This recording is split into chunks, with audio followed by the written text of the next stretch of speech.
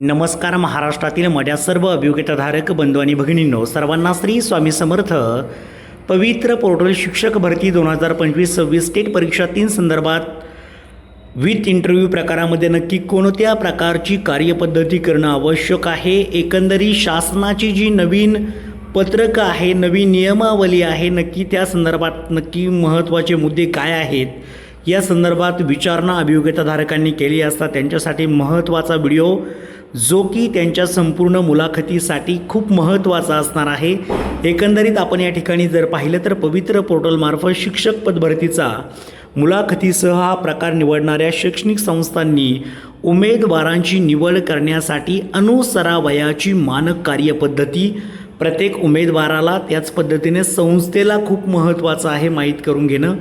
त्या संदर्भात आपण थोडक्यात विचार जर केला तर मागील टेट 2मध्ये आणि आत्ताच्या टेट 3मध्ये वेगवेगळ्या प्रकारचे बदल करण्यात आलेले आहेत. मागील 2017-2022च्या भरतीमध्ये आपण जर पाहिलं तर मुलाखतसाठी 30 गुण वेगळे देण्यात आलेले होते, परंतु आत्ता जर विचार केला तर एकाच 3 प्रमाण देण्यात आलेलं आहे. पहा, या ठिकाणी म्हटलं आहे एकाच 3 प्रमाणामध्ये त्या ठिकाणी उमेदवार उपलब्ध होणार आहेत. त्या संस्थेला 3च उमेदवार एका जागेसाठी जाणार आहेत, लक्षात ठेवा. आता महत्त्वाचा मुद्दा म्हणजेच या संदर्भात आपण या ठिकाणी जर पाहिलं तर मुलाखतीसह हा विकल्प स्वीकारणाऱ्या शैक्षणिक संस्थांना शिक्षक पदावरील नियुक्तीसाठी त्यांना उपलब्ध करून दिलेल्या उमेदवारांपैकी सर्वात योग्य उमेदवाराची निवड करणे शक्य व्हावे यासाठी गुणदानाची प्रक्रिया निश्चित करणारी सुधारित मानक कार्यपद्धती लागू करण्याबाबतचा प्रस्ताव शासनाच्या विचाराधीन होता. आता या संदर्भातला शासन निर्णय सगळ्यात महत्त्वाचा आहे, तो समजून घ्या. कारण की तुमची निवड ही मुलाखतीसह जर होणार असेल तर तुम्हाला या सर्व गोष्टी माहीत असणं गरजेचं आहे. या संदर्भात सर्वांनी संदर्भ क्रमांक 1 येथील शासनपत्रक या शासनान्वये आदेशान्वये अधिक्रमित करण्यात येत आहे.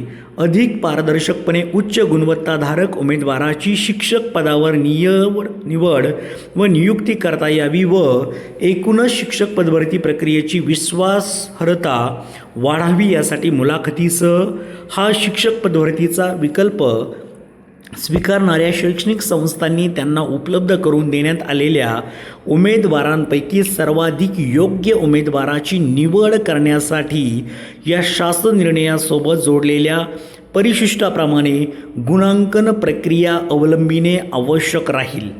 आता ह्या इंटरव्ह्यू नक्की किती गुणांचा असणार आहे ते समजून घ्या.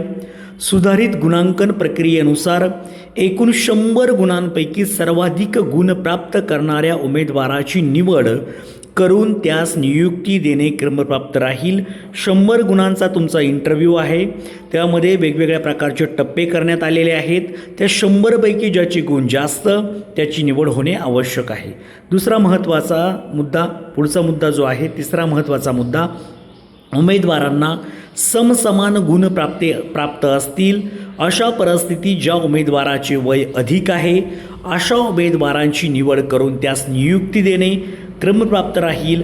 उमेदवारांचे वय देखील सारखे असल्यास इयत्ता 12वीचे गुण विचारात घेण्यात यावेत. पहा, म्हणजे इथे लक्षात ठेवा, गुण समान असतील तर त्या ठिकाणी वयाचा विचार केला जाईल.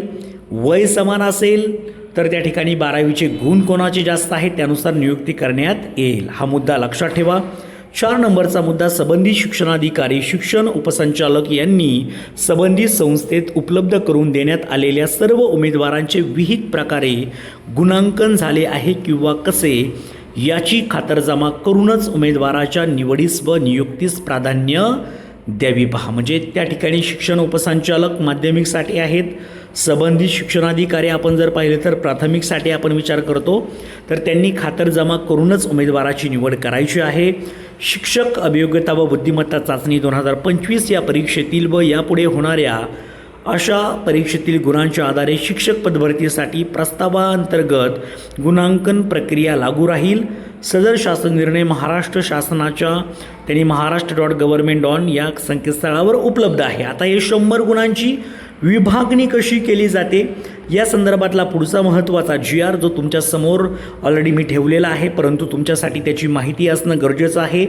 वेळोवेळी मी तुम्हाला पुन्हा पुन्हा ते सांगत असतो. त्याचं कारण काय तर तुम्हाला समजलं पाहिजे. एकूण जर पहिला मुद्दा जर पाहिला तर 75 गुण हे तुमच्या टेट गुणांना असणार आहे. आणि मी तुमच्यासाठी आत्ताच सांगतो हे संपूर्ण गुण कसे काढायचे असतात. 90 पैकी 10 गुण संस्थेकडे असतात, पण उर्वरित 90 गुण कसे काढायचे या संदर्भात मी डिटेल्ड तुम्हाला एक व्हिडिओ बनवला आहे. तो नक्कीच आपल्या चॅनेलवरती उपलब्ध आहे. ते 90 गुणांपैकी तुम्हाला किती गुण मिळाले, कसे काढायचे या संदर्भात तुम्ही तो व्हिडिओ पाहू शकता. तर इथे पहिला मुद्दा आहे 75 गुण हे तुमच्या 75% गुण म्हणजे 75 गुण जवळपास हे तुमच्या टेट मार्क्सला आहेत. त्यानंतर पुढे जर पाहिलं तर जवळपास 15 गुण जे की इथे दाखवलेले आहेत की तुमची शिफारस केलेल्या पदाची व्यावसायिक अर्हता, त्याच्यामध्ये कमाल 8 गुण आहेत. त्याच्यामध्ये 5 गुण हे विशेष प्रावीण्यासह उत्तीर्ण असल्यास म्हणजे तुम्ही फर्स्ट क्लास डिस्टिंक्शन जर असेल तुमचं तर 5 गुण आहेत. प्रथम श्रेणी असेल, फक्त फर्स्ट क्लास असेल तर 3 गुण आहेत. पास किंवा द्वितीय श्रेणीमध्ये असेल तर त्या ठिकाणी 2 गुण आहेत. शिफारस केलेल्या पदासाठी आवश्यक असलेल्या व्यावसायिक अर्हतेपेक्षा अधिकची अर्हता म्हणजे तुमचं त्या ठिकाणी BEd असेल तर तुम्हाला MAd आवश्यक आहे. DEd असेल तर तुमच्याकडे BEd असणं आवश्यक आहे. तर तुम्हाला हे 3 गुण मिळतील पहा. त्यानंतर हे 8 गुण झाले. त्यानंतर शिफारस केलेल्या पदाची शैक्षणिक अर्हता याला 7 गुण आहेत. विशेष प्रावीण्यासह उत्तीर्ण असल्यास 5 गुण आहेत. प्रथम श्रेणीमध्ये उत्तीर्ण असल्यास 3 गुण आहेत. त्यानंतर पास द्वितीय श्रेणीमध्ये उत्तीर्ण असल्यास 2 गुण आहेत. आणि शिफारस केलेल्या पदासाठी आवश्यक असलेल्या शैक्षणिक अर्हतेपेक्षा अधिकची अर्हता जर असेल तर त्या ठिकाणी 2 गुण आहेत. असे 7 गुण. आता राहिला मुद्दा जे की 10 गुण कशासाठी असणार आहेत. मुलाखत व अध्यापन कौशल्यासाठी तुमचे 10 गुण आहेत. बघा इथे पहिला मुद्दा जर पाहिला आपण तर मुलाखत व्यक्तिमत्व चाचणी व संभाषण कौशल्याच्या विशेष संदर्भात 5 गुण आहेत. अध्यापन कौशल्य 5 गुण आहेत. आणि शिफारस झालेल्या विषय गटातील विषय ज्ञान, चिकित्सक ज्ञान व उपाययोजन क्षमता ज्ञान यासाठी 2 गुण आहेत. उमेदवाराचे पाठ निरीक्षण, त्यामध्ये पाठाची पूर्वतयारी, विषय मांडणी, पाठादरम्यान शैक्षणिक साहित्याचा प्रभावी वापर यासाठी 2 गुण आहेत. आणि पाठामध्ये विद्यार्थ्यांचा सहभाग, प्रतिसाद, पाठाचे यशस्वी पुनरावलोकन. पहा तुम्हाला गुणसुद्धा देताना त्यांनी खूप काळजीपूर्वक त्या ठिकाणी गुणांची विभागणी केलेली आहे. आणि याला 100% तुम्ही सामोरं जाऊन हे 10 पैकी 10 गुण तुम्हाला कसे मिळवायचे असतात. कारण की पहिले 5 गुण आणि खाली 2 नंबरच्या मुद्द्यामधले 5 गुणांची विभागणी तुम्हाला दिलेली आहे. 2+2+2 आणि या सर्व गोष्टी ज्याच्यामध्ये पाठाची मांडणी असेल, विषय मांडणी असेल, साहित्याचा वापर कसा करायचा, पाठ टाचन कसं काढून कशा पद्धतीने, या सगळ्या गोष्टी आपल्या चॅनेलच्या माध्यमातून तुम्हाला देण्याचा मी प्रयत्न करेल. सर्व माझ्या अभियोग्यताधारकांचं काम या भरतीमधून व्हावं यासाठी सर्वांना शुभेच्छा. Thank you so much. All the best. काही डाऊट असेल तर नक्कीच व्हिडिओच्या कमेंट बॉक्समध्ये तुम्ही कमेंट करू शकता. या संदर्भात महत्त्वाच्या व्हिडिओ असतील त्या आपल्या टेलिग्राम ग्रुपला मी उपलब्ध करून दिल्यात. त्याची लिंक या व्हिडिओच्या डिस्क्रिप्शन बॉक्समध्ये आहे. Thank you so much. All the best.